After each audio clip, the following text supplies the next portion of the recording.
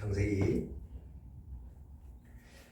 41장 37절로 45절 다 찾으셨으면 서로 교독합니다. 제가 37절 먼저 읽겠습니다. 바로와 그의 모든 신하가 이 일을 좋게 여긴지라.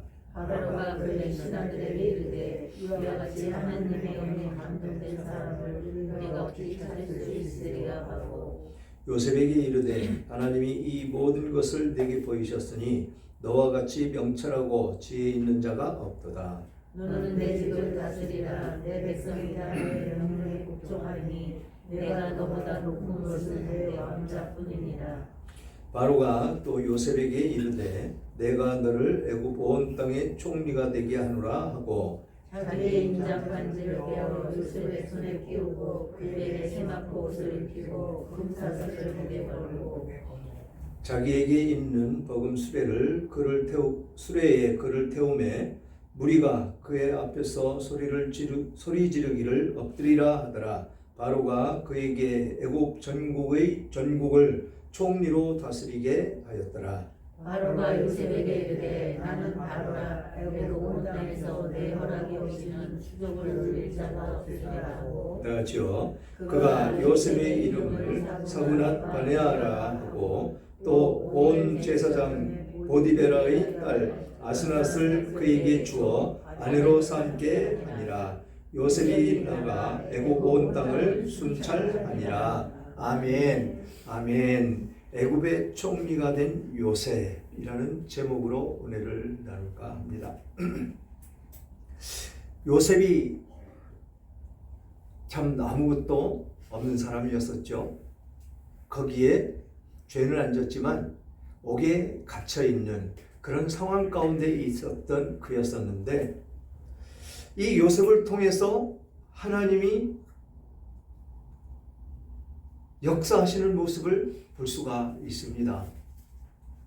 그래서 이 바로 왕의 꿈을 하나님은 해석을 하시고 하나님의 뜻을 밝히 드러내셨습니다.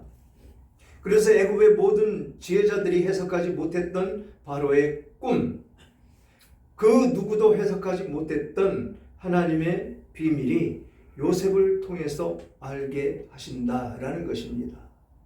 지금도 하나님은 그런 사람을 찾으시고 그런 사람을 통해서 하나님을 알게 하신다라는 것입니다. 그래서 세상의 지혜로는 하나님을 알 수가 없다라는 것이죠. 세상의 지혜로는 절대로 알 수가 없습니다. 하나님께서 우리에게 당신의 그 뜻을 보여주셔야만 우리는 깨닫고 알 수가 있다는 것이죠. 마치 창문이 열린 그 틈만큼 햇살이 들어오듯이 하나님께서 계시해 주셔야만 우리는 하나님의 뜻을 볼 수가 있고 알 수가 있고 깨달을 수가 있다라는 것입니다. 그렇기 때문에 우리에게는 성령 충만함이 필요하다라는 것이죠. 하나님의 비밀은 성령으로만 드러내십니다. 성령을 통해서만 역사하십니다. 그래서 우리는 성령 충만함을 간구하며 살아야 된다라는 것이죠. 성령으로 무장하시는 여러분 되시기를 주님의 이름으로 축원합니다. 여러분들을 통해서 하나님의 구원의 경륜이 드러나시기를 주님의 이름으로 축원합니다. 오직 하나님이 요셉을 통해서 하셨듯이 우리들을 통해서도 하신다라는 것을 굳게 믿으시고 우리는 그 안에 하나님께 나를 내드리는 그런 사람들이 되어야 된다라는 것이죠. 37절부터 보면 바로와 그의 모든 신하가 이 일을 좋게 여긴지라 라고 이야기를 합니다. 이 일이 무엇입니까? 이 일이 7년 풍년과 7년 흉년, 그 7년 풍년과 그 흉년 동안에 있어져야 될 일, 어떤 식으로 다스려야 긴 7년의 흉년을 이겨 나갈 수가 있는지 그것에 대해서 요셉이 이야기를 했죠. 그래서 7년 풍년 동안 많은 곡식이 수확될 것인데 그것을 모아서 창고에 들여 보관했다가 흉년이 들 때 그것을 사용해라 라는 것이었습니다. 그래야 풍년 동안 흥청망청 그렇게 쓰지 말고 잘 저축했다가 흉년이 들었을 때 그 흉년을 이겨나갈 수 있는 그 양식을 비축하는 그런 모습이라는 것이죠. 지금 우리나라는 쌀이 남아 돌죠. 그런데 어땠습니까? 쌀이 부족해서 수입해서 먹어야겠고 없는 사람들은 그것조차도 먹지 못했던 그런 시절이 있었다라는 것이죠. 하나님이 지혜를 주셔야 이 농사일도 아주 지혜롭게 지어서 풍년을 이룰 수가 있다라는 것입니다. 지금 이렇게 풍년이 들고 흉년이 드는 이 과정을 잘 설명함으로 지금 요셉은 높임을 받을 수 있는 길 위에 서 있다라는 것입니다. 그것을 누가 세워주십니까? 오전에 말씀드렸듯이 나의 지혜, 그것은 모두 버려야 된다라는 것입니다. 지금 요셉은 자기 자신이 없었죠. 옥에 갇혀 있었고 자기 마음대로 할 수 있는 그런 입장도 못 됐고 거기에 꿈을 해석해서 두 신하들이 하나는 죽고 자기가 꿈 해석한 대로 하나는 복직이 됐고 그래서 그 복직된 그것을 통해서 지금 바로의 꿈을 해석하라고 하는데 교만했으면 절대로 요셉은 그 자리에 설 수도 없고 앉을 수도 없는 그 위치에 있다라는 것입니다. 요셉이 없기에 그래서 하나님은 그를 사용하실 수가 있었던 것이다라는 것입니다. 우리는 예수님이 오셔서 십자가에 못 박아버리라 라고 말씀을 하시죠. 누구를? 저와 여러분 모두를 십자가에 못 박으라는 게 무엇입니까? 죽으라는 얘기입니다. 그래서 우리는 죽었었습니다. 아담이 범죄함으로 말미암아서 반드시 죽는다고 하신 그 말씀대로 죽었었다라는 것이죠. 다만 이 땅에 살아가면서 숨을 쉬고 살고 자기 멋대로 온갖 죄를 저지르면서 그렇게 사는 그 모습이 하나님은 죽었다라고 이야기를 합니다. 그렇게 죽었던 우리들을 예수 그리스도를 통해서 살려주셨다라는 것이죠. 우리는 십자가에 못 박힌 사람입니다. 죽었던 사람입니다. 그래서 나의 자아는 나타나면 안 된다라는 것이죠.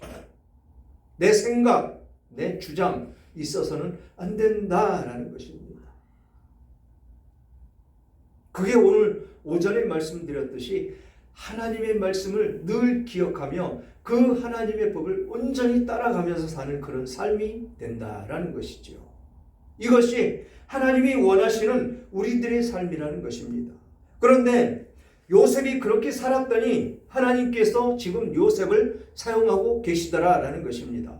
그것도 아주 높은 지위에 올려놓으시는 그 모습이 나타난다는 것이죠. 그게 하나님이 하시는 일이다라는 것입니다.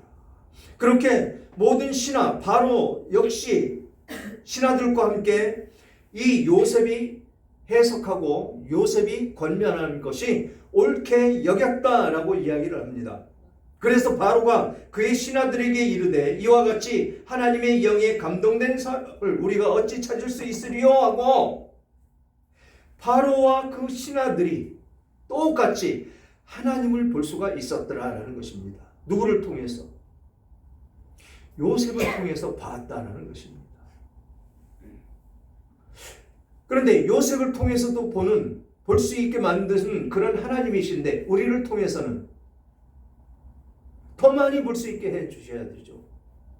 해주셔야 되는데 왜 볼 수가 없느냐? 오전에도 말씀드렸지만 내 자아가 살아있어서 그럽니다. 내가 세상으로 자꾸 이끌려가기 때문에 그렇습니다. 그래서 하나님은 온전하게 우리를 사용할 수가 없다라는 것이지요. 모든 것을 비우고 내려놨을 때 그때 하나님은 사용하시는 모습을 이 요셉을 통해서 우리는 깨달아야 된다라는 것이지요. 지금 이방 나라 왕하고 그의 신하들이 지금 요셉을 보고 하나님의 감동된 사람을 봤다라는 것입니다. 하나님께 감동된 사람이라는 게 무엇입니까? 하나님을 볼 수가 있다는 것이죠. 하나님의 성품을 보았다. 하나님의 능력을 보았다. 그 뜻이라는 것입니다. 그렇게 요셉에게 이르되 하나님이 이 모든 것을 내게 보이셨으니 너와 같이 명철하고 지혜 있는 자가 없도다. 없습니다. 저도에서 말씀드렸지만 세상의 지혜로는 하나님을 알 수가 없습니다. 하나님을 볼 수도 없습니다. 하나님을 깨달을 수도 없습니다. 그들은 하나님을 부르지도 않습니다. 왜? 자기와 상관이 없기 때문에. 아무 관계가 없습니다. 그들은.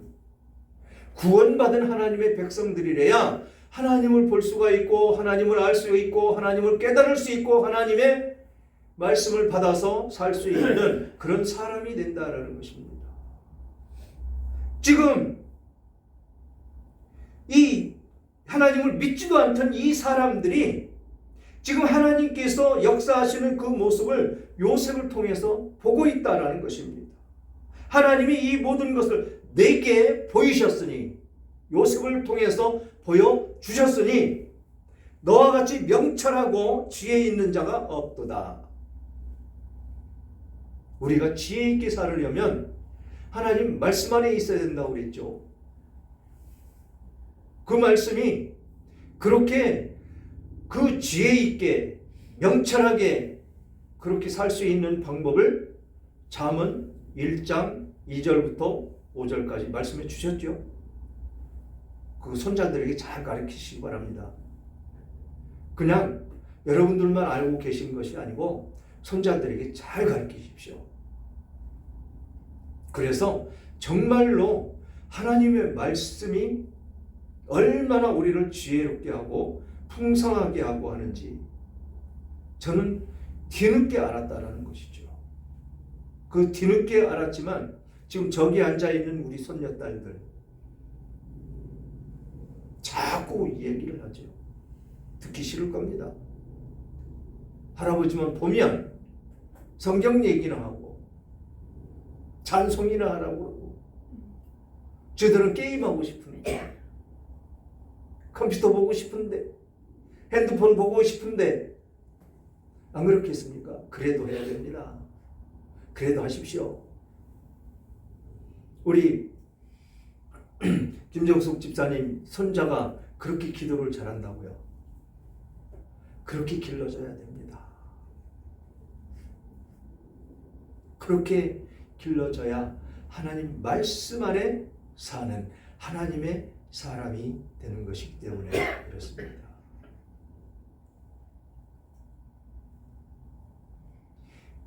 자녀들의 자녀들 그들을 복음으로 양육할 수 있게 해달라고 저는 빼놓지 않고 기도하죠.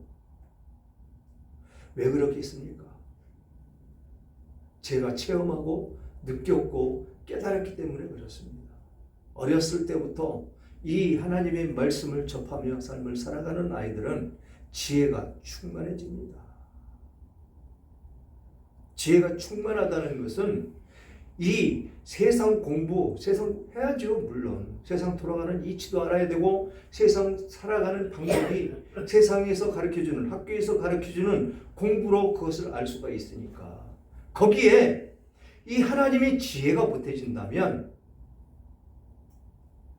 정말로 이 요셉과 같은 그런 삶을 살 수 있는 그런 사람으로 성장할 수가 있다는 것입니다. 그러면서 뭐라고 얘기합니까? 이제 본론이 시작이 됩니다. 너는 내 집을 다스리라. 내 백성이 다 내 명령에 복종하리니 내가 너보다 높은 것은 왕자뿐이니라. 다 주겠다는 것입니다. 너같이 지혜 있고 출중한 사람이 이 나라를 다스려야 된다는 것입니다. 지금 하나님 나라가 어떻습니까? 하나님이 그렇게 누구에게 맡겼죠? 예수님한테 그렇게 맡겼지 않습니까? 만왕의 왕, 왕 중의 왕. 그래서 예수님이 우리의 기도를 들으시고 예수님은 그것을 하나님께 구합니다. 우리가 기도할 때 누구 이름을 한다고 그러죠? 예수의 이름으로. 천주교에서는 마리아의 이름으로. 성경에 마리아의 이름으로 기도하라고 되어 있습니까? 예수의 이름으로만 하라고 되어 있습니다. 참 진리, 참 쉽고도 어렵습니다. 이거 깨닫는다는 것은. 어려운 건 왜 어렵습니까? 하나님이 열어주시지 않으니까 어렵고, 쉬운 것은 하나님이 열어주시니까 쉽고, 그것처럼 쉬운 거 없습니다. 그런데 너무 어렵게 생각하죠. 왜 어렵게 생각이 되어지죠? 사단이 우리를 쥐고 흔들기 때문에 그렇습니다. 성경 보고 있으려고 하면 그거 힘들잖아. 너 눈 보여? 눈 침침하지? 우선 거기부터 시작하죠? 그러면 또 안경 눈에서 벗어서 한 번 또 닦고 또 쓰고 또 봐도 침침하고 자꾸 엉뚱한 생각 들고 세상에 좋았던 일 생각나고. 그런데요, 우리는 그거 이기면 너무 쉽습니다. 너무 쉬운 것이 바로 그 진리의 길 가는 것 그건데 그것을 너무 어렵게 생각하더라는 것입니다. 생각을 바꾸면 너무 쉽습니다. 그렇게 어려울 때 뭐 하라고 그랬죠? 제가 찬송하면 됩니다. 찬송 한 곡 하고 그 다음에 또 쳐다보면 쉽습니다. 그래도 안 되면 예수의 이름으로 물리쳐야죠. 더럽고 악한 영 떠나가라. 그래야 선명해집니다. 글씨 잘 보입니다. 글씨 잘 보이면 머리에도 잘 들어가겠죠. 머리에 들어가는 잘 보이는 것은 어디로 내려간다고요? 마음으로. 마음에 새겨진다는 것입니다. 지금 그렇게 살았던 요셉이 빛을 보는 그 순간입니다. 내가 너보다 높은 것은 내 왕좌뿐이다. 그러면서 바로가 또 요셉에게 이르되 내가 너를 애굽 온 땅 총리가 되게 하노라 하고 총리가 되게 해준다라는 것입니다. 왕 대신해서 나라를 통치하도록 한다라는 것입니다. 국가가 그렇게 형성이 되는 것이죠. 지금 우리나라 대통령은 어떻게 합니까? 물론 내적으로도 많이 통치를 하고 있지만 외적으로 많이 하죠. 그것을 내실을 다져나가는 건 누가 합니까? 총리가 하지요. 똑같다는 것입니다. 권세가. 그런데 여기는 더 보태서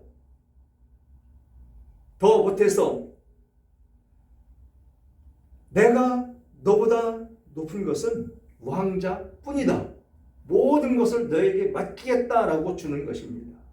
그러면서 이제 물려줍니다. 자기의 인장 반지를 빼어 요셉의 손에 끼우고 그에게 세마포 옷을 입히고 금사슬을 목에 걸고 자기에게 있는 버금 수레에 그를 태우매 무리가 그의 앞에서 소리를 지르기를 엎드리라 하더라. 바로가 그에게 애굽 전국을 총리로 다스리게 하였더라. 왕이 자기 인장을 뺏어줬다는 것은 모든 결재권을 다 주었다는 것입니다. 보고만 받겠다는 거죠. 결정은 네가 다 해. 전권 다 주었다는 것입니다. 그 정도로 이 요셉은 꿈 하나 해석함으로 말미암아서 신임을 얻었다라는 것입니다. 이게 하나님의 방법이라는 것이죠. 우리들에게도 똑같습니다. 우리들이 삶을 살아갈 때 왜 예수 믿는 나라가 발전해서 사느냐라고 오전에도 말씀드렸죠. 지혜가 앞서가기 때문에 그렇다. 그 지혜는 누가 주는 것이다? 하나님이 주시는 것이기 때문에 그렇다라는 것입니다. 그래서 아이들을 이 복음의 말씀, 이 성경 말씀으로 양육해야 된다는 것입니다. 그래야 희망이 있습니다. 가정이 희망이 있고 아이들의 미래가 희망이 있고, 미래가 희망이 있으면 어디가 희망이 있습니까? 나라가 희망이 있다는 것입니다. 지금 교회가 거의 보면 다 60대 이상, 젊은 사람들 별로 없습니다. 그러면 60대 이상 된 사람들이 영원히 사나요? 줄어들어가죠. 자꾸 줄어들어갑니다. 예수 믿는 사람들 자꾸 줄어들어갑니다. 그럼 어떻게 됩니까? 그렇게 흥황했던 그 예수 믿는 국가가 쇠퇴하는 것이죠. 그게 쇠퇴하면 나라도 똑같이 쇠퇴합니다. 흥황한다고요? 돈만 벌면 된다고요? 절대로 아니라는 것이죠. 베네수엘라 산유국입니다. 그런데 그 나라가 1인당 GNP가 260불 말이 되는 얘기입니까? 기름만 팔아도 그 나라 전체가 떵떵거리며 살 텐데 GNP가 260불이래요. 우리나라가 몇 불? 37,000불. 37,500불 하니까 세계 몇 위에? 6위에 들어서더라라는 것입니다. 그런데 260불이면 우리나라 언제 때 얘기입니까? 60년대 전 얘기죠. 60년대쯤 되겠네요. 산유국인데 석유가 펑펑 나는 나라인데 왜 그래야 되느냐는 것이죠. 예수가 없기 때문에 그렇습니다. 자기의 욕심대로, 자기 주장대로, 자기 뜻대로 그렇게 사는 그 나라가 됐기 때문에 그렇게 망할 수밖에 없더라라는 것입니다. 이 예수 믿는 사람들은 복받은 사람들이라는 것이죠. 예수 믿는 나라, 기독교 국가가 되는 나라, 복받은 나라라는 것입니다. 누구에게? 하나님에게. 그런 나라, 이 대한민국이 그렇다는 것이죠. 끊임없는 전쟁과 끊임없는 침략을 받았던 우리 이 대한민국입니다. 그런데 6.25 전쟁 이후에 70년이 넘도록 그런 전쟁 한 번도 안 일어났다는 것이죠. 왜? 하나님이 지켜주시기 때문에, 하나님이 보호해 주시기 때문에. 그래서 우리나라는 번성할 수가 있었고 전쟁으로 멸망당하는 일이 없었다라는 것입니다. 그런데 이제 그 신앙이 무너져가고 있다는 것이죠. 어떤 신앙 토대 아래 우리가 그렇게 번성했다고요? 외정시대 때 신사참배를 거부하는 그 신앙 아래서, 그거를 거부함으로 오직 예수라는 그 단어 하나로 죽임을 당하는 그 신앙 아래서 하나님은 이 나라를 그렇게 지켜주셨더라라는 것입니다. 과연 이 나라가 그때처럼 그렇게 박해를 당하고 총뿌리를 들어대며 너 예수 안 믿는다고 그러면 안 죽일 거야 라고 했을 때 몇 명이나 거부하고 몇 명이나 죽어갈까 생각하지 않을 수가 없습니다. 지금 이 시대 속에서. 지금 이 요셉이 절대로 아무리 자기가 힘들고 어렵고 자기가 저지르지 않은 그 일로 인해서 누명을 쓰고 감옥에 갔다 할지라도 원망하는 모습이 없었다라는 것입니다. 투정 부리는 것이 없었다라는 것입니다. 주어진 대로 하나님만 믿고 감사하며 하나님의 뜻대로 갔더니 자기 모든 것을 비웠더니 하나님께서 그를 이렇게 애굽의 전국을 총리로 다스리게 하였더라.